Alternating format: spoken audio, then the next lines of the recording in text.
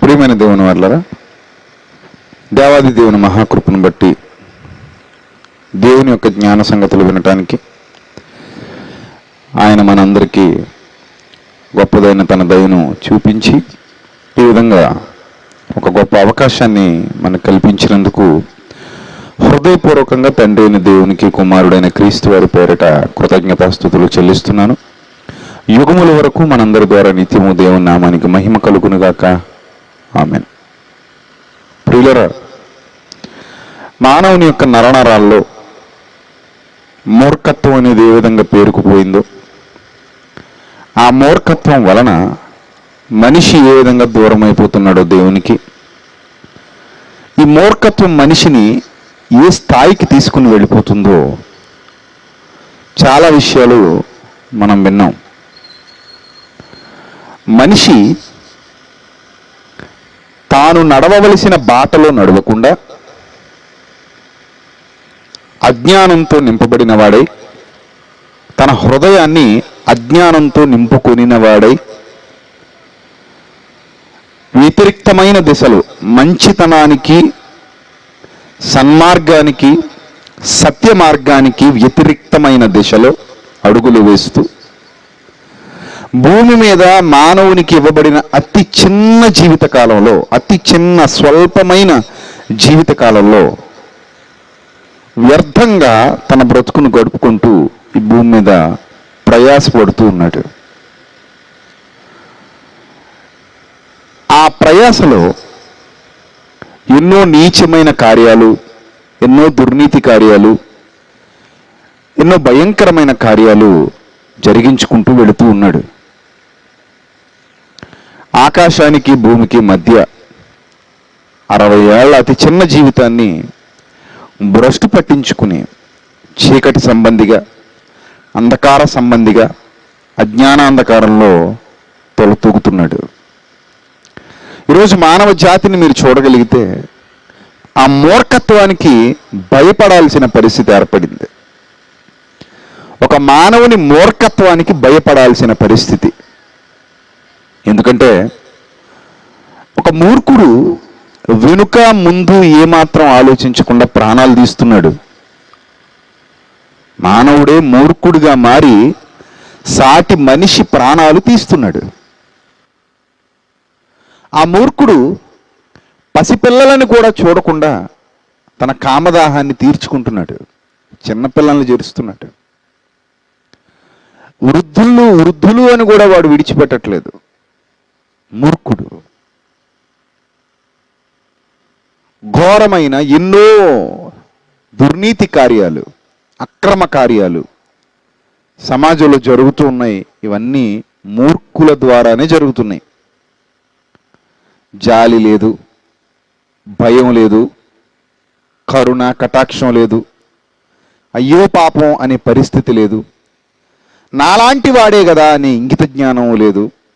ఇవన్నీ మనిషి పక్కన పెట్టి ఒక మృగం కంటే క్రూరుడుగా, క్రూర మృగం కంటే హీనుడుగా ఈ సమాజంలో బ్రతుకుతున్నాడు.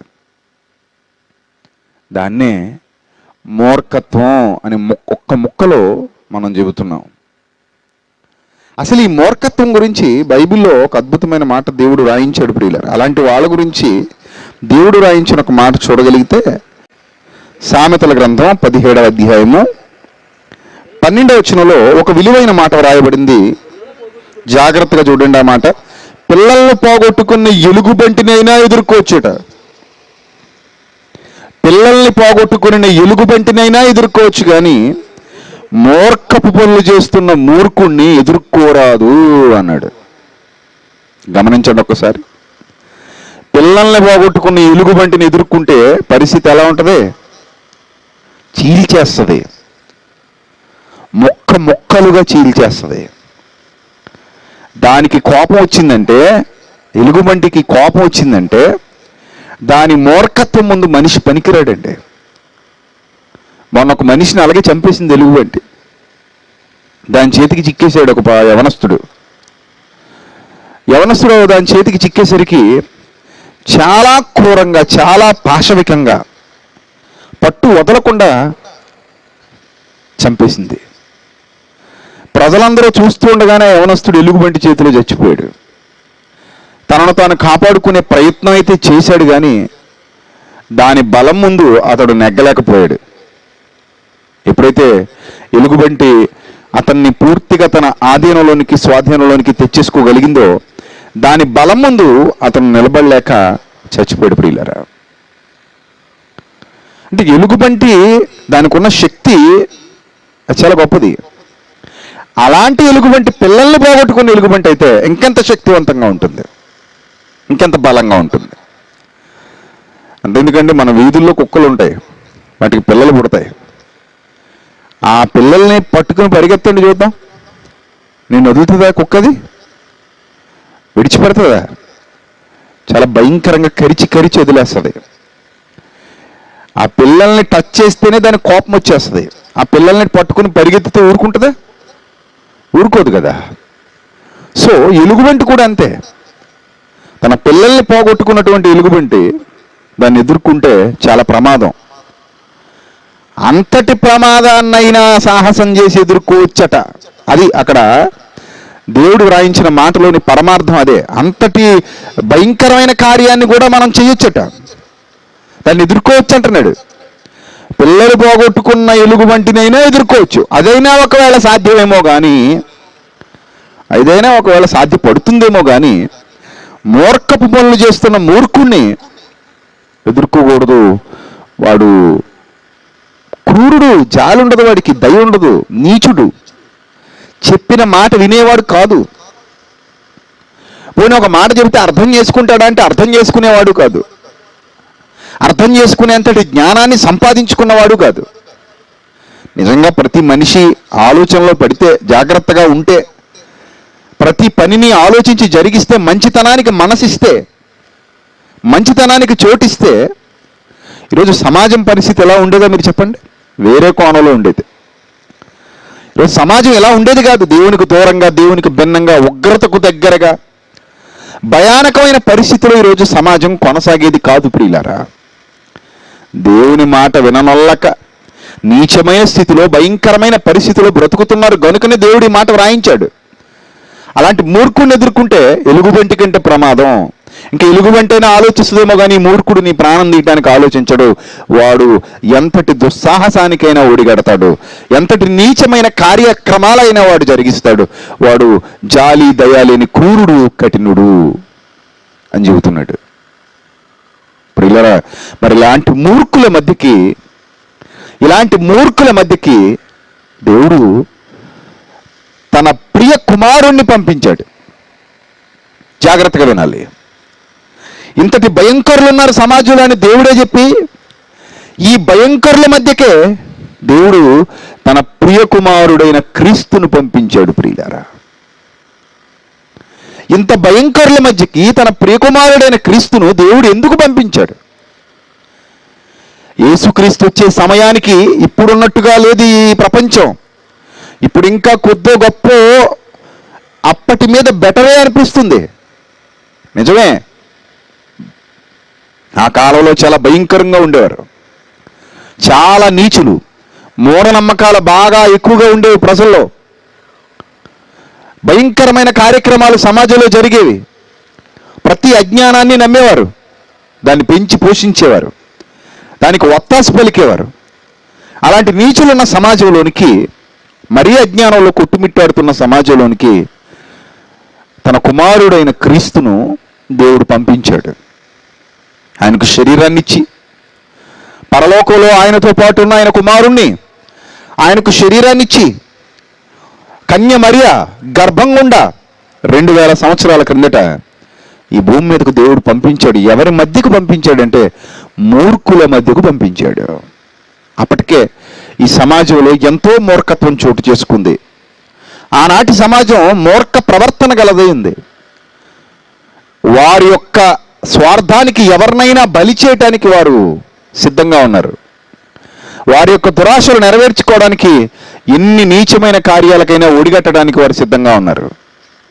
వారు అలాగే బ్రతికేవారు. వాళ్ళ ఆలోచన విధానమే అంత, వాళ్ళ బ్రతికే అంత. అలాంటి నీచమైన లోకంలోనికి యేసుక్రీస్తు ప్రభు అడుగుపెట్టాడండి. మూర్ఖుల మధ్యకు వచ్చాడు. మూర్ఖుల మధ్యకు వచ్చి ఆ మూర్ఖత్వాన్ని చూస్తున్నాడు, ప్రజల మూర్ఖత్వాన్ని గమనిస్తున్నాడు.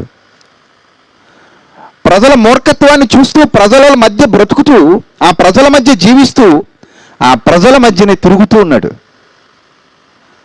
అలా తిరుగుతూ ఉన్నప్పుడు మూర్ఖులు కదా, ఈ మూర్ఖులకు మంచి మాటలు నచ్చవు. మూర్ఖులకి ఎప్పుడు మంచి మాటలు నచ్చవు. వాళ్ళకి ఎంత చెప్పినా వాళ్ళు వింటారు తప్ప దాన్ని అర్థం చేసుకోరు, దాని ప్రకారంగా ప్రవర్తించరు. నా బ్రతుకు మార్చుకుందామని ఇంగిత జ్ఞానం వాళ్ళకు ఉండదు. ఎందుకంటే వాళ్ళ స్వభావం అలాంటిది. ఆ స్వభావాన్ని గురించి కూడా బైబిల్లో మరొక మంచి మాట వ్రాయించాడు. చూద్దాం, ఆ మాట కూడా చూద్దాం. అదే సామెతల గ్రంథం 20వ అధ్యాయం, అదే సామెతల గ్రంథం 20వ అధ్యాయం 3వ వచనం. కలహమునకు దూరముగా నుండుట నరులకు ఘనత. కలహమునకు దూరముగా నుండుట నరులకు ఘనత, మూర్ఖుడైన ప్రతివాడును పోరునే కోరును అన్నాడండి. మూర్ఖుడైన ప్రతివాడును, వాడును దేని కోరతాడట? పోరునే కోరును అన్నాడు. పోరు, మన పెద్దలు కూడా చెబుతుంటారు, పొందు లాభం పోరు నష్టం అంటారు. పోరు నష్టం, పొందు లాభం అంటారు. కానీ మూర్ఖులు పోరే లాభం అంటారు, పొందు నష్టం అంటారు. వాళ్ళకి పొందు అంటే ఇష్టం ఉండదు. మరి ఏమంటే ఇష్టం? పోరంటే ఇష్టం. అంటే వాళ్ళు ఎప్పుడు కూడా యుద్ధానికి సిద్ధంగా ఉంటారు, కలహానికి సిద్ధంగా ఉంటారు, గొడవలకి సిద్ధంగా ఉంటారు. చిన్న మాటకే గొడవ పెట్టేసుకుందామా అని చూస్తుంటారు. చాలా కుటుంబాలు ఉంటాయి చూడండి, మాట అండం పాపం గొడవ మొదలైపోద్ది. చాలా కుటుంబాలు మీరు గమనించే ఉంటారు. చిన్న మాట అండం పాపం, వాళ్ళు ఎదురు చూస్తూ ఉంటారండి. మాట అనాలి, గొడవ పెట్టేసుకోవాలి. వాళ్ళకి సరదా ఏంటో అది. పక్కింటి వాళ్ళతో అంతే, ఎదురింటి వాళ్ళతో అంతే. ఎవరైనా పెళ్ళిళ్ళు అనుకోండి, ఇంకా సంతోషం ఇంకెళ్ళకి.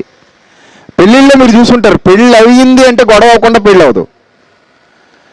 అంటే వీళ్ళు ఏంటంటే ఆ పెళ్లిలో ఏదో మాట కోసం ఎదురు చూస్తుంటారు. ఒక మాట అనకపోతాడా ఎవడొకడు ఒక మాట అనకపోతాడా, వెంటనే మనం గొడవ పెట్టుకోకపోతామా? ఒక మాట అనాలి, వెంటనే వీళ్ళు ఏం చేయాలి? గొడవ పెట్టేసుకోవాలి. ముక్క దగ్గర గొడవ, పప్పు దగ్గర గొడవ, ముద్ద దగ్గర గొడవ, ఏదో విధంగా వాళ్ళకి ఏంటంటే ఆ పోరు కావాలి. మూర్ఖులు కదా వాళ్ళు. బొత్తిగా గొడవ లేకుండా పెళ్ళి ఏంటరా బాబు అంటారు వాళ్ళు. అంటే పెళ్ళి అంటే ఏంటట? ఇది వరకు బాజాలు, చప్పట్లు, తర్వాత ఏంటనేవారు, పందిళ్ళు, సందళ్ళు అనేవారు. ఇప్పుడు అలా కాదు. పెళ్ళంటే గొడవలు, పెళ్ళంటే కుట్లాట్లు, పాట మార్చి రాయాలి. పెళ్ళంటే రక్తపాతాలు, పెళ్ళంటే పీకలు పట్టుకోవటాలు, పెళ్ళంటే తగులు, పెళ్ళంటే వివాదాలు. పెళ్లి పెద్దలంటే పనికి మనోళ్ళు, కొట్టుకునేవాళ్ళు. అలా అయిపోయింది పరిస్థితి. చాలా పెళ్ళిళ్ళు, గొడవలు, కొట్టుకోవటాలు. మనుషుల స్వభావం ఏంటంటే ఎవడైనా ఒక మాట అంటే దాన్ని పట్టుకుని వేలాడి ఏదో విధంగా గొడవ పెట్టేసుకోవడం, ఏదో విధంగా కలహాన్ని పెంచడం, రెచ్చగొట్టడం, రెచ్చగొట్టే మాటలు మాట్లాడడం. ఇది వాళ్ళు బాగా వాళ్ళ యొక్క ఆలోచనల్లో నింపుకున్నారు. ఇలాంటి వాతావరణంలోనికి యేసుక్రీస్తు అడుగుపెట్టాడు ప్రియులారా. మూర్ఖుడైన ప్రతివాడు పోరునే కోరును అన్నాడు. అంటే ఆ చుట్టుపక్కల ప్రాంతాల ప్రజలు, యేసుక్రీస్తు ప్రభు వారి కుటుంబ సభ్యుల్లో కూడా కొందరు అలాంటి వాళ్ళు ఉన్నారంటే మీరు ఆశ్చర్యపోతారు. నిజమది. యేసుక్రీస్తు ప్రభు వారి కుటుంబ సభ్యుల్లో కొందరు అలాంటి వాళ్ళు ఉన్నారు. ఎందుకు కుటుంబ సభ్యులంటే ఎవరండి అని మీరు అనొచ్చు. కుటుంబ సభ్యులంటే ఎవరనుకుంటున్నారు? ఆయన తల్లి అయిన మరియా, ఆమె గర్భం గుండా ఈ భూమి మీదకి వచ్చిన తర్వాత యోసేపుతో సంసారం చేసి కొంతమంది పిల్లల్ని కనింది. ప్రభువు పురుష సంపర్కం లేకుండా జన్మించారు కానీ కన్యకు. ఆ తదుపరి పుట్టిన పిల్లలందరూ కూడా పురుష సంపర్కం వలననే జన్మించారు. అనగా యోసేపుతో సంసారం చేయడం వలన జన్మించారు. ఆ విధంగా మరియ గారు కన్నటువంటి పిల్లలు యేసుక్రీస్తు ప్రభు వారికి తమ్ముళ్ళు అవుతారు. ఆ తమ్ముళ్ళు నిజంగా మూర్ఖులే. ఎంత మూర్ఖులంటే, నా తల్లి గర్భాన పుట్టిన ఆయన సామాన్యుడు కాదు, సామాన్యుడు కాదు, చాలా చాలా చాలా గొప్పవాడు. ఎంత గొప్పవాడంటే సర్వోన్నతుడైన దేవుని కుమారుడు, ఆయన రాజ్యానికి రాజు, ఆయన ఏర్పాటు చేసిన రాజ్యానికి రాజు. ఈ భూమి మీద ఉన్న సమస్త మానవాళి పాపాలు క్షమించడానికి, కేవలం ఇశ్రాయేలీల పాపాలు కాదు, సమస్త మానవాళి పాపాలు క్షమించడానికి పరలోకం నుంచి భూమి మీదకు పంపబడినటువంటి ఒక మహా గొప్ప యోధుడు. ఇంకా సర్వ సృష్టి ఆయన వలననే కలిగింది, ఆయన లేకపోతే ఏదీ లేదు. ఆయన సర్వోన్నతుని కుమారుడు. ఇవన్నీ వాళ్ళకి తెలియదు అని మీరు అనుకుంటే పొరపాటు ప్రియులారా. అవన్నీ వాళ్ళకి తెలుసు. ఎలా తెలుసు అంటే మరియ ద్వారా తెలుసు, యోసేపు ద్వారా తెలుసు. మరియ ద్వారా, యోసేపు ద్వారా ఈ సంగతులు వాళ్ళకి తెలుసు. యోసేపు మీ అందరికీ తెలిసిన సంగతి. మరియతో యోసేపుకి ప్రదానం చేయబడిన తర్వాత మరియ గర్భవతి అని తెలియగానే యోసేపు మరియను విడిచిపెట్టేద్దాం అనుకున్నాడు. ఎందుకంటే ఆమె చెడిపోయింది, ఎవరితోనూ తిరిగి చెడిపోయింది. ఇలాంటి ఆమెను పెళ్లి చేసుకోవడం కరెక్ట్ కాదు. కాబట్టి ఇక ఈమెను నేను నాతో ఉంచుకోలేను అని అనుకున్నాడు. సో వెంటనే రహస్యముగా ఆమెను విడనాడ ఉద్దేశించాడు. అలాంటి సిచ్యువేషన్లో ఎవరు అతనితో చెప్పినా ఆ మాట అతను వినడు. మరి వచ్చి చెప్పినా వినడు. ఒకవేళ పెద్దల ద్వారా ఈ విషయం బయటకు పొక్కి పెద్దలు వచ్చి చెప్పినా వినడు. ఎవరు చెప్పినా నమ్మే పరిస్థితిలో అయితే యోసేపు లేడు. మరి అలాంటి పరిస్థితిలో సాక్షాత్తు దేవుడే ఇన్వాల్వ్ అయ్యి దూతను పంపించి దూత ద్వారా యోసేపుకు అసలు విషయాన్ని తెలియజేశాడు. అప్పుడు దూత వచ్చి యోసేపుకు చెబుతుంది, బాబు యోసేపు, నువ్వు అనుకున్నట్టు మరియ ఏ తప్పు చేయలేదు. నువ్వు అనుకున్నట్టుగా మరియ చెడిపోలేదు. నువ్వు అనుకున్నట్టుగా మరియ పాడైపోలేదు. ఆమె ఉత్తమురాలు, యథార్థవంతురాలు, నీతిమంతురాలు. ఆమెను విడిచిపెట్టే సాహసం నువ్వు చెయ్యొద్దు. సర్వోన్నతుడైన దేవుని కుమారుడు ఆమె గర్భమందు ఉన్నాడు. అంతటితో ఆగలేదు. ఎంత గొప్ప విషయాన్ని దేవదూత యోసేపుకు తెలియజేశాడో ఒక్కసారి మీరు దైవ గ్రంథంలో నుండి చూడగలిగితే మత్తయి సువార్త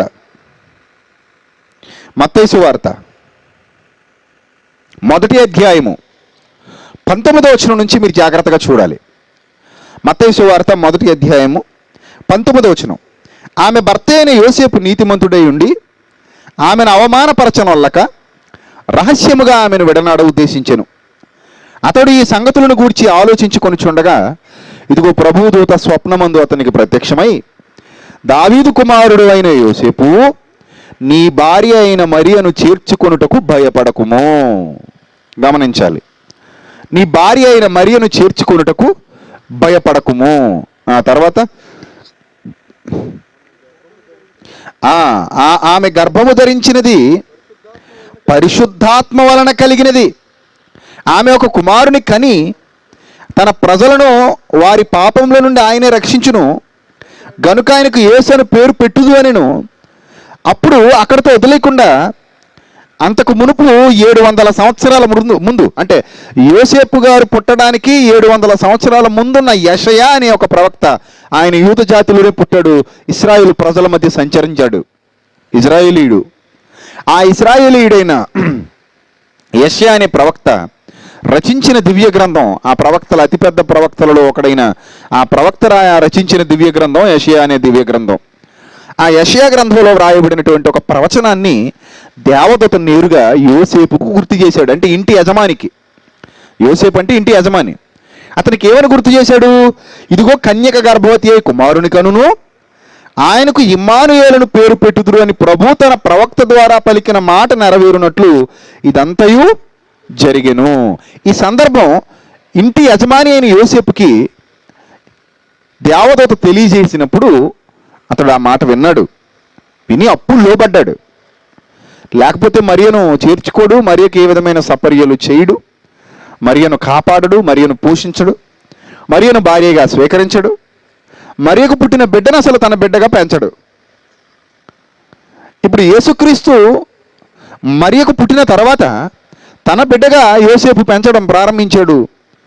తన కుటుంబంలో సభ్యుడిగా ఆయనను గౌరవించాడు. ఇదంతా జరిగిందంటే కారణం దేవదూత సాక్షాత్తు యోసేపుకు ప్రత్యక్షం కావడం వలన. అలా యోసేపుకు స్వప్నంలో ప్రత్యక్షమై దేవదూత చెప్పడం వలననే యోసేపు ఈ విధంగా మరియను చేర్చుకున్నాడు. అంటే ఈ సంగతి కుటుంబ యజమాని ద్వారా కుటుంబానికి తెలుస్తుందా తెలీదా? మీరు చెప్పాలి. కుటుంబ యజమాని ద్వారా కుటుంబానికి సంగతి తెలుస్తుందా? తెలుస్తుంది. సో ఈ విధంగా ఈ కుటుంబ యజమాని అయినటువంటి యోసేపు ఈ విషయాన్ని తన మనసులో ఉంచుకున్నాడు. తన కుటుంబానికి సంగతి తెలుసు. యెషయా గారు రచించిన ప్రవచనంలోని సారాంశానికి సాదృశ్యంగా ఈ కుమారుడు భూమి మీదకి వచ్చాడని చెప్పేసరికి ఆశ్చర్యచకితుడైపోయాడు. ఇంకో విషయం చెప్తాను. వీళ్ళందరూ ప్రతి విశ్రాంతి దినాన సమాజ మందిరానికి వెళ్ళేవారు నజరేతులో. ఎవరు? యోసేపు గారు, మరియా, వీళ్ళ ఫ్యామిలీ అంతా కూడా ప్రతి విశ్రాంతి దినాన కూడా సమాజ మందిరానికి వెళ్ళేవారు. మరి సమాజ మందిరానికి వెళ్ళినప్పుడు యెషయా గ్రంథాన్ని యాజకులు పలుమార్లు చదివి వినిపించడం, ఆ యెషయా గ్రంథాన్ని పలుమార్లు చదివి వినిపిస్తున్నప్పుడు ఆ యెషయా గ్రంథంలో వ్రాయబడిన ఈ మాటను కూడా వాళ్ళు చదివి వినిపించడం, ముఖ్యంగా వారు మెస్సియ కొరకు ఎదురు చూస్తున్నారు కనుక ఈ మాటను పదే పదే చదవడం, పదే పదే దీన్ని జ్ఞప్తికి తెచ్చుకోవటం, దాని కొరకు ఎదురు చూస్తున్నామన్న భావనలో వాళ్ళు ఉన్నారు కనుక ఈ మాట పదే పదే యోసేపు మరియల వారి కుటుంబస్తుల చెవిన పడడం సామాన్యంగా జరిగేటువంటి విషయం. ఎప్పుడైతే ఈ సంఘటన, నేను చెప్పిన సంఘటన జరుగుతూ ఉంటుందో విశ్రాంతి దినాన సమాజ మందిరాలలో, వారు మరింత ఎక్కువగా ఈ సందర్భాన్ని గుర్తు చేసుకుంటూ దేవదూత చెప్పిన విషయాన్ని మరింత యోసేపు గుర్తు చేసుకునే అవకాశం కూడా ఉంది. అలా చాలాసార్లు గుర్తు చేసుకుని ఉండాలి. ఏమనంటే, ఇదిగో ఈ కుమారుడు సామాన్యుడు కాదు, నాకంటే 700 సంవత్సరాల ముందు పుట్టినటువంటి మా యూద జాతిలో, ఇశ్రాయేలు జాతిలో పుట్టినటువంటి యెషయా గారు ప్రవచించిన ప్రవచనం ఈ కుమారుడైన ఈ క్రీస్తు గురించే. సో ఈయన మా కుటుంబంలో ఉండడం మాకెంతో శ్రేయస్కరం, మాకెంతో ఆశీర్వాదం అని అనుకోవాలి వాళ్ళు. ఇలాంటి లోకరక్షకుడు, సృష్టికర్త అయిన దేవుని సర్వోన్నతుని కుమారుడు మా కుటుంబంలో ఒక సభ్యుడిగా బ్రతుకుతున్నాడంటే ఇది మాకెంత గర్వకారణం, ఇది మాకెంత సంతోషదాయకం, మాకెంత ఆశీర్వాదకరం అని అనుకోవాలి యోసేపు గారు అందరూ. అదే విషయాన్ని తర్వాత పుట్టిన బిడ్డలకు కూడా వాళ్ళు చెప్పాలి. ఇక మరియ సంగతి ఆలోచిస్తే మరియకు కూడా ఇవన్నీ తెలుసు. మరియతో డైరెక్ట్గా దేవదూత మాట్లాడింది. మరియ భయపడిపోతుంటే, మరియా భయపడకు, నీకు శుభవచనం తెలియజేయవచ్చి తిని, భయపడద్దు, శుభవర్తమానమే నువ్వు వింటున్నావు, నీ గర్భవాసం గుండా దేవుని కుమారుడు రాబోతున్నాడు, నీవు ఒక కుమారుని కంటావు, పరిశుద్ధాత్మ వలన నువ్వు గర్భవతి అవుతావు, నీ గర్భంలో ఈ లోకాన్ని రక్షించే రక్షకుడు పెరుగుతాడు. ఆ విషయాలన్నీ మరియమ్మకు తెలుసు. ఆ తర్వాత ఈ సంఘటనలన్నీ జరిగిపోయిన తర్వాత మరియమ్మ గర్భం గుండా కొంతమంది పిల్లలు పుట్టుకొచ్చారు. యేసుక్రీస్తు ప్రభు వారికి తమ్ముళ్ళుగా మరియ గర్భం గుండా కొంతమంది పిల్లలు పుట్టుకొచ్చారు. ఆ పిల్లల పరిస్థితి ఎలా ఉందో ఇప్పుడు దైవ గ్రంథంలో నుండి మీరు జాగ్రత్తగా పరిశీలన చేయగలిగితే ప్రియులారా, ఆ పిల్లలు అంటే మరియకు తర్వాత పుట్టినటువంటి పిల్లలు, యేసుక్రీస్తు ప్రభు వారి తర్వాత మరియకు పుట్టినటువంటి పిల్లలు, వాళ్ళు ఏ విధమైన ఆలోచనలు కలిగి ఉన్నారో, ఏ విధంగా వాళ్ళు ఆలోచించేవారో, ఏ విధమైన పరిస్థితిలో వాళ్ళు ఉన్నారో, వాళ్ళు మూర్ఖత్వానికి ఏ విధంగా చోటిచ్చేశారో ఒక్కసారి దైవ గ్రంథంలో నుండి ఇప్పుడు మనం చూడగలిగితే యోహాను సువార్త 7వ అధ్యాయము, యోహాను సువార్త 7వ అధ్యాయము 1వ వచనం నుంచి చూద్దాం. యోహాను సువార్త 7వ అధ్యాయము 1వ వచనం నుంచి చూద్దాం. అటు తర్వాత యూదులు ఆయనను చంపవెదికినందున, వీళ్ళు మూర్ఖులే, యూదులంటే మూర్ఖులు, వాళ్ళు యేసుక్రీస్తుని చంపాలి అనుకుంటున్నారు నిజం చెబుతున్నందుకు. ఏంటా నిజం? నేనే మెస్సియానని చెప్పటం. వీళ్ళ దృష్టిలో ఆయన మెస్సియా కాడు. ఎందుకు కాడు అంటే వాళ్ళ ఇష్టం, అది దానికి ఏం రుజువులు కొలమానాలు ఉండవు. వాళ్ళ దృష్టిలో ఆయన మెస్సియా కాడు, సో వాళ్ళు అంగీకరించరు. ఇక్కడ యూదులు ఆయన చంపవెదికినందున యేసు యూదయలో సంచరించనొల్లక గలిలయలో సంచరిస్తున్నాడు. గలిలయ అనేది ఆయన సొంత ప్రాంతం, నజరేతు కూడా గలిలయలోనే ఉంది. యోదయలో వాక్యం ప్రకటిస్తున్నటువంటి యేసుక్రీస్తు ఇప్పుడు గలిలయకు వచ్చేశారు. ఎందుకంటే వాళ్ళు ఆటంకపరుస్తున్నారు, చంపాలనుకుంటున్నారు, ఆయన మాటలకు అడ్డుపడుతున్నారు. గనుక యోదయ నుండి గలిలయకు వచ్చారు యేసుక్రీస్తు ప్రభువారు. గలిలయ అనేది ఆయన సొంత ప్రాంతం, నజరేతు గలిలయలోనే ఉంది. ఇప్పుడు ఆ సమయంలో యూదుల పర్ణశాల పండుగ సమీపించింది. పర్ణశాల పండుగ. ఈ పర్ణశాల పండుగ సమీపించినప్పుడు ఆయన సహోదరులు ఆయనను చూచి, గమనించండి ప్రియులారా, ఆయన సహోదరులు ఆయనను చూచి, ఆయన సహోదరులు అంటే ఎవరు? మరియ గర్భం గుండా యేసు ప్రభు వారి తర్వాత పుట్టినటువంటి ఆయనకు వరుసకు తమ్ముళ్ళు అయ్యేవాళ్ళు. తల్లిని బట్టి ఆయనకు ఏమవుతారు? వాళ్ళు శరీర సంబంధంగా తమ్ముళ్ళు అవుతారు.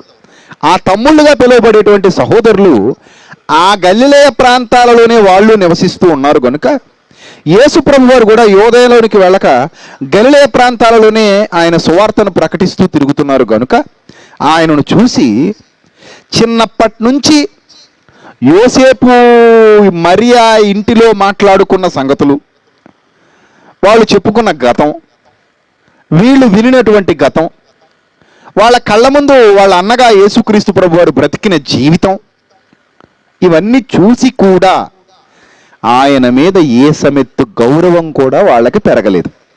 ఇది విచిత్రమా కాదా? మీరు ఆలోచించండి. తండ్రి చెప్పాడు, నాకు దేవదూత కనబడింది, చాలా సంఘటనలు జరిగాయి, మామూలు సంఘటనలు కాదు. పోనీ అక్కడితో ఆగారు. సుమయోను దగ్గరికి తీసుకుని వెళ్ళినప్పుడు, సుమయోను అనే నీతిమంతుడి దగ్గరికి తీసుకెళ్ళినప్పుడు దేవాలయంలో సున్నతి చేయించడానికి ఆ సుమయోను ఏమన్నాడో తెలుసా? అమ్మా, ఇశ్రాయేలీయుల కొరకు పుట్టినటువంటి రక్షకుడి ఈయన, నీ కడుపులో నుండి ఒక ఖడ్గం దూసుకొని పోతుంది. సత్యస్వరూపి అయిన దేవుడు ఈ బిడ్డను నేను ఎత్తుకోవడానికే నన్ను ఎంతకాలం బ్రతికించుంచాడు. నాకు ఆయన చేసిన వాగ్దానం అది. తన కుమారుడైన క్రీస్తుని లోకానికి పంపిస్తున్నాడు, మూర్ఖుల మధ్యలోనికి పంపిస్తున్నాడు. ఆ కుమారుడైన క్రీస్తును చూడక మునుపు, ఆయనని ఎత్తుకోనక మునుపు నేను చావనని నాకు వాగ్దానం చేయబడింది. ఆ సంగతులు అక్కడ మరియతో పంచుకున్నాడు సుమయోను. ఈయన గొప్పవాడు అని సాక్ష్యం ఇచ్చాడు. ఈయన సర్వోన్నతుడైన దేవుని కుమారుడు అని సాక్ష్యం ఇచ్చాడు. ఆ సందర్భాన్ని కూడా ఒకసారి చూసి మరలా ఇక్కడికి వద్దాం. లోకాసు వార్త దయచేసి మీ అందరి చేతిలో ఉన్నటువంటి జీవగ్రంథాన్ని తెరిచి లోకాసు వార్తలో వ్రాయబడినటువంటి సంఘటనను మీరు జాగ్రత్తగా చూడగలిగితే, లోకాసు వార్త 2వ అధ్యాయము 25వ వచనం. లోకాసు వార్త 2వ అధ్యాయము 25వ వచనం. యెరూషలేమునందు సుమయోను అనే ఒక మనుష్యుడుండెను. అతడు నీతిమంతుడు, భక్తిపరుడై ఉండి ఇశ్రాయేలు యొక్క ఆదరణ కొరకు కనిపెట్టువాడు. అంటే ఇశ్రాయేలీలను రక్షించే రక్షకుడు రాబోతున్నాడని కనిపెట్టుకుని ఉన్నాడట. కనిపెట్టువాడు. పరిశుద్ధాత్మ అతని మీద ఉండెను. అతడు ప్రభు యొక్క క్రీస్తును చూడక మునుపు మరణము పొందడని అతనికి పరిశుద్ధాత్మ చేత బయలుపరచబడి ఉండెను. అంటే యేసుక్రీస్తును చూడక మునుపు నువ్వు చనిపోవు, ఆయనను చూసే చచ్చిపోతావు. దేవుడు ఎంత ప్రేమించాడు చూడండి సుమయోనుని. దేవుడు ఎంతో ప్రేమించాడు. దేవునిని సుమయోను కూడా అంతగానే ప్రేమిస్తున్నాడు. గనుక సుమయోను క్యారెక్టర్ దేవునికి నచ్చింది. గనుక పరిశుద్ధాత్మ ద్వారా జరగబోయే సంగతులు ముందుగానే దేవుడు ఒక సామాన్య మానవుడైన సుమయోనుకి తెలియజేశాడంటే, సుమయోను దేవుని మనసు గెలుచుకున్నటువంటి ప్రవక్త. అలా దేవుని మనసు గెలుచుకున్నటువంటి సుమయోనికి దేవుడి విషయాన్ని తెలియజేసిన తర్వాత అతడు అది మనసులో పెట్టుకుని కనిపెడుతూ ఎదురు చూస్తున్నాడు, ఎప్పుడెప్పుడు నేను క్రీస్తుని చూస్తానా అని. అలా ఆత్మవశుడై అతడు దేవాలయంలోనికి వచ్చినప్పుడు అంతటి ధర్మశాస్త్ర పద్ధతి చొప్పున యేసుక్రీస్తు విషయమై జరిగించుటకు తల్లిదండ్రులు శిశువైన యేసును దేవాలయంలోనికి తీసుకుని వచ్చినప్పుడు అతడు తన చేతులతో ఆయనను ఎత్తుకొని దేవుని స్తుతిస్తూ ఇట్లా అన్నాడు. ఆ సందర్భాన్ని మరియా చూస్తుంది, యోసేపు చూస్తున్నాడు. ఇదే రహస్యంగా జరిగినటువంటి సంఘటన కాదు, మరియా యోసేపు చూస్తుండగా జరిగినటువంటి సంఘటన. ఒక పక్క మరియా చూస్తుంది, యోసేపు చూస్తున్నాడు. సుమయోను మాటలు వాళ్ళు వింటున్నారు. ఏమంటున్నాడు? నాదా, ఇప్పుడు నీ మాట చొప్పున సమాధానంతో నీ దాసుని పోనిచ్చుచున్నావు. అన్యజనులకు నిన్ను బయలుపరచుటకు వెలుగుగాను, నీ ప్రజలైన ఇశ్రాయేలుకు మహిమగాను, నీవు సకల ప్రజల ఎదుట సిద్ధపరిచిన నీ రక్షణ నేను కనులారా చూచితిని. యోసేపును ఆయన తల్లియు ఆయన గూర్చి చెప్పబడిన మాటలను విని ఆశ్చర్యపడిరి. ఆ మాట అండర్లైన్ చేసుకోండి. యోసేపును ఆయన తల్లి అయిన మరియయు ఆయన గూర్చి చెప్పబడిన మాటలు విని ఏమయ్యారట? ఆశ్చర్యపడ్డరు. ఆ తర్వాత సుమయోను వారిని దీవించి, ఇదిగో అనేక హృదయాలోచనలు బయలుపడినట్లు ఇశ్రాయేలులో అనేకులు పడుటకు తిరిగి లేచుటకు వివాదాస్పదమైన గుర్తుగా ఆయన నియమింపబడి ఉన్నాడు, మరియు నీ హృదయంలోనికి ఒక ఖడ్గం దూసుకొని పోనుని ఆయన తల్లి అయిన మరియతో చెప్పెను. ఈ మాటలు యోసేపు కూడా విన్నాడు. యోసేపు ఉండగానే మరియతో సుమయోని మాటలు చెప్పాడు. కాబట్టి ఇలా జరిగిన సంఘటనలన్నీ మనం పరిశీలన చేస్తుంటే చాలా గొప్ప గొప్ప సంఘటనలే వాళ్ళ జీవితంలో జరిగాయి. అవన్నీ వాళ్ళ హృదయంలో భద్రం చేసుకున్నారు. అవన్నీ వాళ్ళ హృదయంలో, ఆ మాటలన్నీ వాళ్ళ హృదయంలో భద్రం చేసుకున్నారు. ఇవన్నీ వాళ్ళ హృదయంలో తలపోసుకుంటూ ఉన్నారు. కుటుంబంలో ఈ సంఘటనలు మాట్లాడుకున్నారు. తమ్ముళ్ళకు కూడా ఈ సంగతులన్నీ తెలుసు. తెలియనివి ఏం కావు, తెలియకుండా ఉండే అవకాశమే లేదు. అయినా దాచాల్సిన పని లేదు. ఇవేమన్నా సీక్రెట్గా ఉంచండి, ఈ విషయాన్ని ఎవరికి చెప్పొద్దు అని మరియకు కానీ యోసేపుకు కానీ ఏ విధమైన ఆజ్ఞ ఇవ్వబడలేదు. కాబట్టి ఇవేం దాచవలసిన విషయాలు కావు. కుటుంబానికి ముందే దాచరు. ఒక అన్న, ఆయన గొప్పవాడు, మన కుటుంబంలోనికి సర్వోన్నతుడైన దేవుడు కుమారుడు వచ్చాడు అంటే అది సామాన్యమైన సంగతి కాదు కదా, చాలా గొప్ప సంగతి కదా. సాక్షాత్తు సృష్టికర్తే మన కుటుంబంలో ఒక బిడ్డగా పెరుగుతున్నాడంటే అది సామాన్యమైన సంగత, చాలా గొప్ప సంగతి. నిజంగా నజరేతులో ఉన్న మరియ కుటుంబం ఎంత అదృష్టం చేసుకుందో, ఆ యోసేపు కుటుంబం ఎంత అదృష్టం చేసుకుందో. ఆ దివ్య సుందరుడు, ఆ సర్వోన్నతుడైన దేవుని అద్వితీయ కుమారుడు భూమి మీద అడుగుపెట్టి వాళ్ళ కుటుంబంలో పెరుగుతున్నాడు. వాళ్ళ కుటుంబంలో ఒక సభ్యుడిగా ఉన్నాడు. వాళ్ళ కుటుంబంలో కలిసిపోయాడు. వాళ్ళతో తింటున్నాడు, వాళ్ళతో ఉంటున్నాడు, వాళ్ళతో పడుకుంటున్నాడు, వాళ్ళతో పాటు పని చేస్తున్నాడు, వడ్రంగి పని. వాళ్ళలో ఒకడిగా బ్రతుకుతున్నాడు. ఇది సామాన్యమైన సంగతి అయితే కాదు ప్రియులారా. ఆ కుటుంబం ఈ సంఘటనను బట్టి ఎంతో అదృష్టం అని ఉప్పొంగిపోవాలి, ఆనంద పరవశులు కావాలి. కానీ అలవాటు పడిపోయారండి. యేసుక్రీస్తును గొప్పగా చూడటం అలవాటు పడిపోయి, గొప్పగా చూడటం మానుకోవడానికి అలవాటు పడిపోయి, ఆయన మామూలుగా చూడడానికి అలవాటు పడిపోయారు. ఆయన గొప్పవాడిగా చూడడం మానేశారు. మామూలు సభ్యుడే, మనవాడే, మన కుటుంబంలో వాడే, మనతో మామూలుగా మాట్లాడుతూ ఉంటాడు, మనతో పడుకుంటాడు, మనతో తింటాడు, మనతో ఉంటాడు అనుకున్నట్టుగా ఆయనను గురించి అంచనా వేశారు తప్ప ఆయన ఒక మహావిజ్ఞానపు గనిని, ఆయన ఈ ప్రపంచాన్ని ఉద్ధరించేవాడని, ఈ ప్రపంచానికి ఆయనే రక్షకుడని, ఆయన ద్వారా తప్ప ఈ ప్రపంచానికి రక్షణ లేదని, అసలు కలిగి ఉన్నదేది ఆయన లేకుండా కలగలేదని, ఇవన్నీ వాళ్ళు మర్చిపోయారు, పక్కన పెట్టేశారు. ఇలా కాలం గడిచిపోతూ ఉంది. బాల్యం నుంచి యవన కాలంలోనికి అడుగుపెట్టారు. యవన కాలంలో కూడా టీనేజ్లో నుంచి ఇక పరిపూర్ణమైన యవన దశలోనికి అయితే ప్రభు అడుగుపెట్టారు. 30 ఏళ్ల వయసు వచ్చింది. 30 ఏళ్ల వయసులో ధర్మశాస్త్ర ప్రకారంగా ఆయన ఇంటిని విడిచిపెట్టి సమాజాన్ని రక్షించడానికి కాలు బయట పెట్టవలసిన పరిస్థితి ఏర్పడింది. ఎప్పుడైతే ఆయన కాలు బయట పెట్టేశాడో ఇంట్లో వాళ్ళు ఎవరికి ఈ సంగతి నచ్చలేదు. ముఖ్యంగా ఆయన సహోదరులకు ఆయన నచ్చడం మానేశాడు. ఇల్లు వదిలిపెట్టిపోయిన వాడిగా ఆయనను చూడడం ప్రారంభించారు. అసలు ఇల్లు వదిలిపెట్టిపోయిన వాడిగా ఆయన ఎందుకు చూస్తున్నారంటే అసలు ఆయనని మెస్సియాగా వారు గుర్తించలేకపోయారు. జరిగిన సంఘటనలు తల్లిదండ్రుల ద్వారా తెలుసుకున్నప్పటికీ, వారు చూడకపోయినా తల్లి చెప్పిన తండ్రి చెప్పిన సత్యాలు వినినప్పటికీ వారి హృదయాలు ఆ సత్యాన్ని స్వీకరించడానికి సిద్ధంగా లేవు. ఈయన సామాన్యుడు కాదు, మా అన్నగా మా ముందు బ్రతుకుతున్న దేవుడు, మా ఇంట్లో మా అన్నగా మా ముందు బ్రతుకుతున్న దేవుడు, మా ముందు సామాన్యుడిగా భోజనం తింటున్న దేవుని కుమారుడు, మా ఇంట్లో మాతో పాటు పడుకుంటున్న విశ్వ సృష్టికర్త, సర్వ సృష్టికర్త, ఎంత గొప్పవాడు మా ఇంట్లో పడుకుంటున్నాడని ఆనంద పరవశులు అయిపోవాలి. ఆయన పాదాలు నొక్కుతూ ఉండాలి. ఇప్పుడు ఇంత గొప్పవాడు మా ఇంట్లో అన్నం తింటున్నాడని ఆయనకి పరిచర్య చేస్తూ ఉండాలి వాళ్ళు. ఇంత గొప్పవాడు మా ఇంట్లో ఉన్నాడని అసలు ఆయనకు సాష్టాంగ నమస్కారం చేయాలి వాళ్ళు. కానీ మూర్ఖత్వం వాళ్ళ హృదయాలను అలుముకుంది ప్రియులారా. మూర్ఖత్వం వాళ్ళ హృదయాలను అలుముకుంది. మూర్ఖత్వంతో వాళ్ళు భ్రష్టులైపోయారు. మూర్ఖత్వంతో వాళ్ళ ఆలోచన చచ్చిపోయింది. వాళ్ళు విన్నవన్నీ మరిచిపోయారు. ఒక సామాన్యుడిగా ఆయన్ని అలవాటు చేసుకున్నారు. ఒక సామాన్యుడిగానే ఆయన్ని చూడడం ప్రారంభించారు. ఆయన కుటుంబంలో వాళ్ళతో కలిసిపోయి బ్రతికేసరికి ఆయన చీపుగా చూడడం మొదలుపెట్టారు. మామూలు మనిషిగా చూడడం మొదలుపెట్టారు. మనలాంటి వాడేలే అనుకోవడం మొదలుపెట్టారు. అంతేగాని ఈయన గొప్పవాడు అని చూడడం మానేశారు ప్రియులారా. అది వాళ్ళు చేసిన అతిపెద్ద తప్పు. వాళ్ళు చేసిన అతిపెద్ద తప్పు అంటే అది వాళ్ళలో ఉన్న మూర్ఖత్వం వల్లే అది అలా జరిగింది. ఇక చివరికి వాళ్ళు ఏ స్థాయికి వెళ్ళిపోయారు తెలుసా? చివరికి వాళ్ళు ఏ స్థాయికి వెళ్ళిపోయారంటే, వాళ్ళ మూర్ఖత్వం ఏ స్థాయికి వెళ్ళిపోయిందంటే, ఇప్పుడు యోహాను సువార్త 7వ అధ్యాయానికి రండి. యోహాను సువార్త 7వ అధ్యాయానికి రండి. యోహాను సువార్త 7వ అధ్యాయము 2వ వచనం.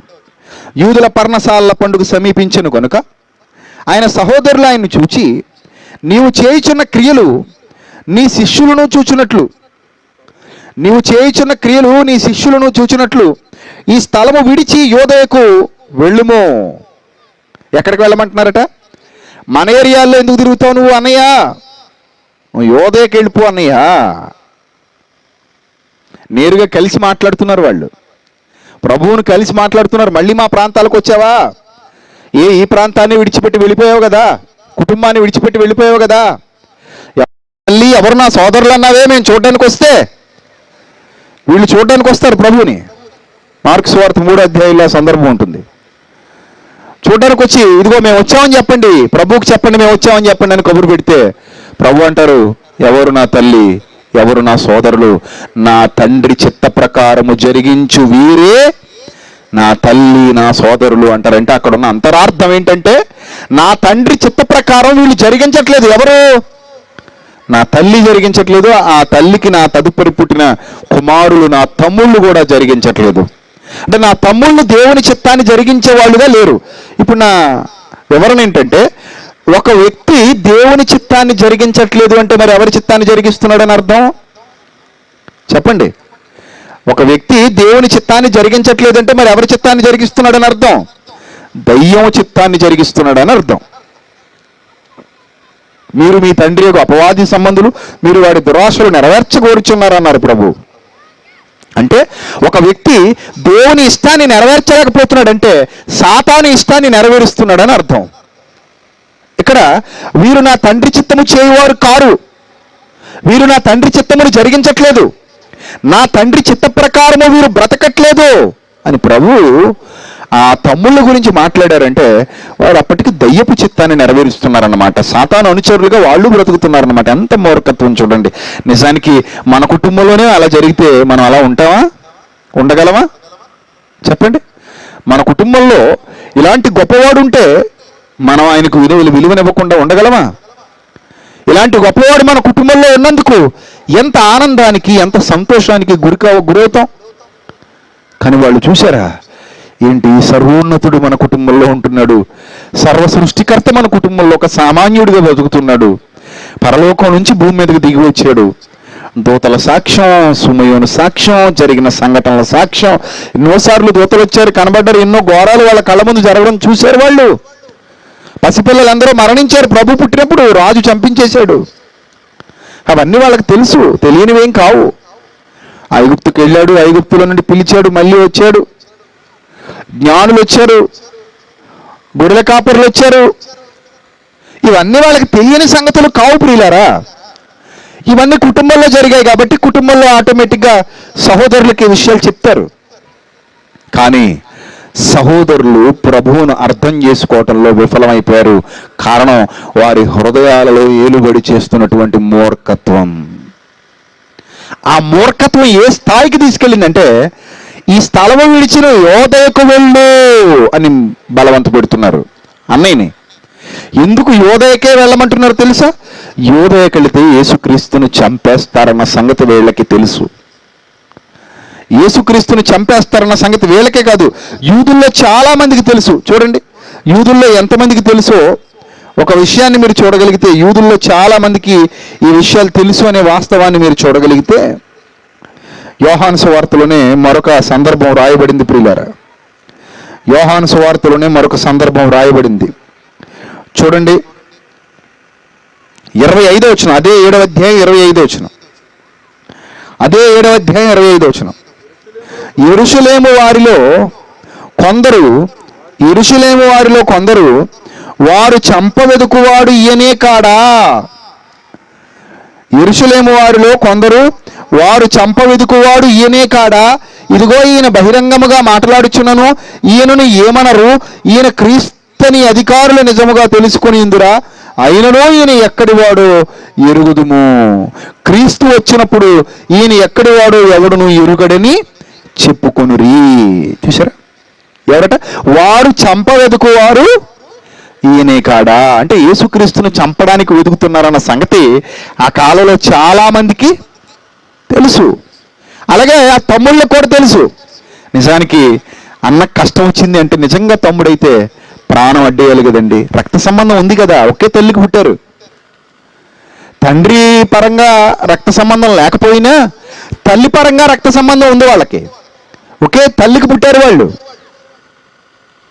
ఒకే తల్లికి పుట్టారు. అదే మరియ గర్భాన్ని పంచుకుని పుట్టారు. చంపబడే అవకాశాలు ఉన్నాయన్న సంగతి తెలిసి సొంత అన్నయ్యని ఆ చంపబడే ప్లేస్కి పంపించాలని ట్రై చేస్తున్నారు వాళ్ళు. యోధకి వెళ్తే యేసుక్రీస్తుని చంపేస్తారు. అంటే మా అన్నయ్య చచ్చిపోవాలి అని కోరుకుంటున్న దౌర్భాగ్యపు తమ్ముళ్ళు, మూర్ఖులైన తమ్ముళ్ళు. మా అన్నయ్య చచ్చిపోవాలని కోరుకుంటున్నారు. చూడండి 7వ అధ్యాయం 4వ వచనం.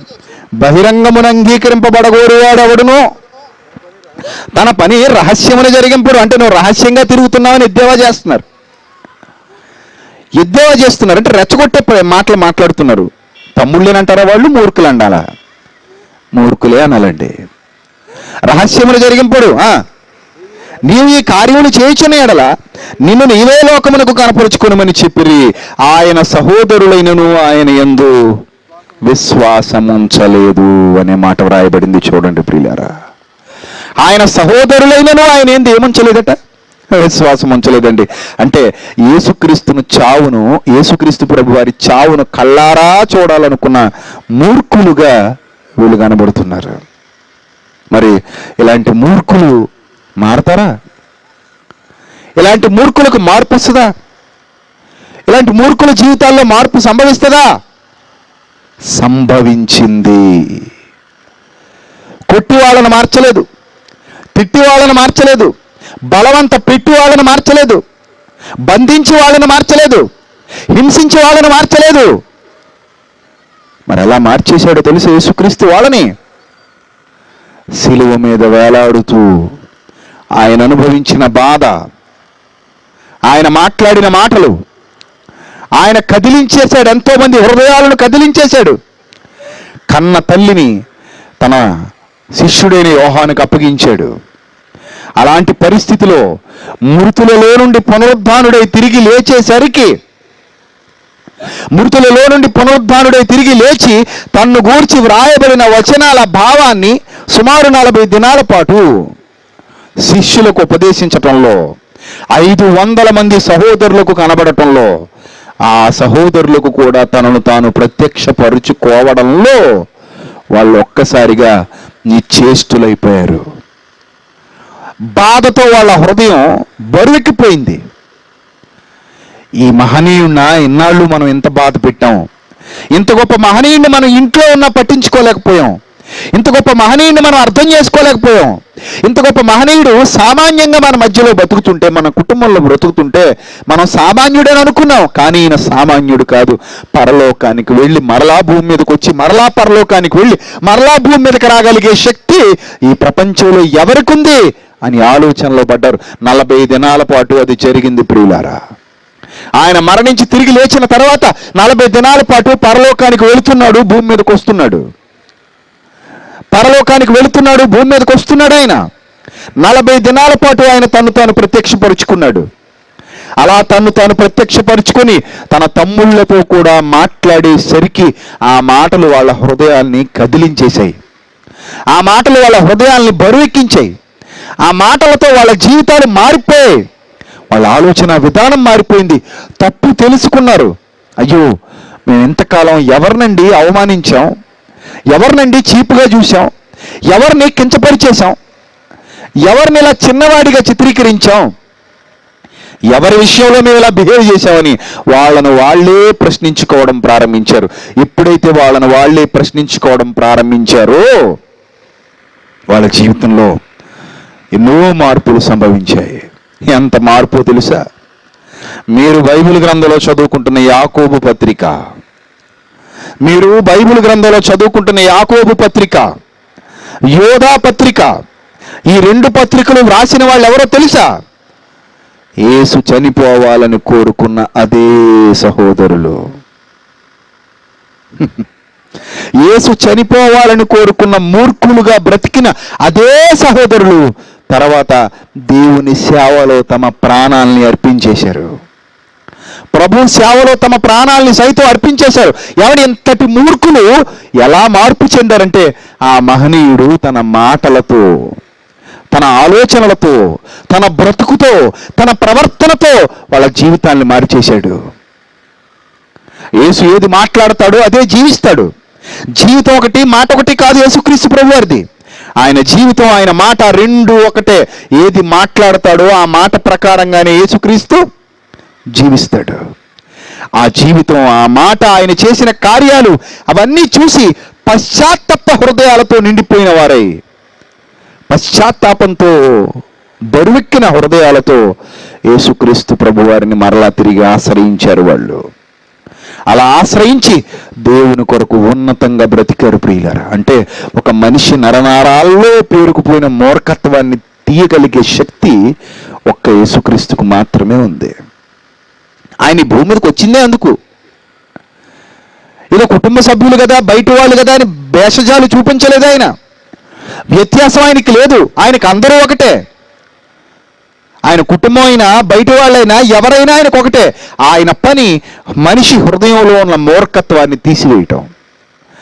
మనిషి హృదయంలో ఉన్న మూర్ఖత్వాన్ని తీసేయాలంటే ఆ మహత్తు గల మాట, ఆయన శక్తివంతమైన మాటలు, ఆ మాటలతో మిళితమైన ఆయన కార్యాలు, ఆయన జాలి, ఆయన దయ, ఆయన కరుణ, ఆయన ప్రవర్తన, ఇవన్నీ వాళ్ళను కదిలించాయి. ఆయన మహా పునరుద్ధానం, ఆయన బలియాగం వాళ్ళను కదిలించింది. ఎప్పుడైతే ఆ బలియాగాన్ని, ఆ పునరుద్ధానాన్ని గుర్తు చేసుకున్నారో వాళ్ళ గుండెలు పగిలిపోయాయి ప్రియులారా. గుండెలు పగిలిపోయాయి. పగిలిపోయిన గుండెలతో ప్రభు పాదాల చెంతకు చేరుకున్నారు. వాళ్ళ తప్పు తెలుసుకుని కన్నీళ్లు విడిచారు. వాళ్ళ తప్పు తెలుసుకుని మారు మనస్సు పొందారు. పశ్చాత్తాపంతో రగిలిపోయారు. తదుపరి వాళ్ళ జీవితాలని సంపూర్ణంగా ప్రభువుకు సమర్పించేశారు.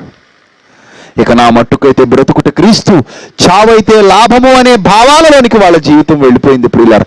అలా వెళ్ళిపోయి చచ్చేంత వరకు వాళ్ళు దేవుని కోసం బ్రతికారంటే మీరు నమ్మాలి. వాళ్ళు రాసిన పత్రికలు చదువుతుంటే ఇంటికి వెళ్ళిన తర్వాత మీరు చదవండి. యాకోబు పత్రిక ధర్మశాస్త్రంలోని సంగతులను రంగరించి రాస్తాడు. యోధా పత్రిక చదవండి. ప్రభు బోధ నిమిత్తం పోరాడి ప్రాణాలు వదిలేసినా పర్వాలేదని అగ్నిలో నుండి తప్పించినట్టు కొందరినైనా తప్పించాలని పరిశుద్ధాత్మ ప్రేరణతో రాస్తాడు. వాళ్ళ భావాలు, వాళ్ళ ఆలోచన విధానం ఏ స్థాయికి వెళ్ళిందో మీరు గమనించాలి ప్రియులారా. ఏ స్థాయికి వెళ్ళిందో మీరు గమనించాలి. మూర్ఖత్వంతో నిండిపోయిన హృదయం మారితే మానవ జీవితం పూలవనంలా మారిపోతుంది. అద్భుతమైనదిగా మారిపోతుంది. సుగంధాలు వెదజల్లుతుంది, సువాసనలు, పరిమళాలు వెదజల్లుతుంది ప్రియులారా. మానవ జీవితానికి మార్పు కావాలంటే ఆ మూర్ఖత్వం తొలగిపోవాలి. మనిషిలో ఆ మూర్ఖత్వం తొలగిపోవాలి అంటే యేసుక్రీస్తు వాళ్ళ హృదయాలలోనికి రావాలి. ఆయన మాటలు వాళ్ళ హృదయాలలో గూడు కట్టుకుపోవాలి. ఆయన ఆలోచనలోనికి మనిషి వెళ్ళాలి. ఆయనకు దగ్గర కావాలి. ఇలా మార్పు చెందిన జీవితాలు ఒకటా రెండా, వందలు, వేలు, లక్షలు, కోట్లున్నాయి. కాబట్టి దేవుని మాటలు అర్థం చేసుకోండి. మీ జీవితాన్ని పరీక్షించుకోండి. మీరు కూడా దేవునికి దగ్గర కావడానికి ప్రయత్నం చేయండి. అట్టి ధన్యత దేవుడు మీకు, మీ కుటుంబాలకు సమృద్ధిగా దయచేయనుగాక. తలలు వంచండి, ప్రార్థన చేసుకుందాం. క్రీస్తునందు మమ్మల్ని అధికముగా ప్రేమించిన మా ప్రియ పరలోకపు తండ్రి, దయగలిగిన మా దేవ, ఇప్పటి వరకు విలువైన మీ జ్ఞాన సంగతులు మీ పిల్లలకు ఉపదేశించడానికి మీరు సహాయం చేసినందుకు స్తోత్రం తండ్రి. ప్రభువా, రేపు ఎల్లుండి కూడా అనేకమైన విషయాలు మీ పిల్లలకు నేర్పించడానికి సహాయం చేయండి. అనేకులను తోడుకొండండి. మీ కాపుదల మీ బిడ్డలకు అనుగ్రహించండి. మీ కుమారుని రాకడకు ప్రతి ఒక్కరిని సిద్ధపరచమని క్రీస్తు నామములో ఈ ప్రార్థన మనవులు అడిగి వేడుకొనిచున్నాం మా కన్న తండ్రి. ఆమెన్.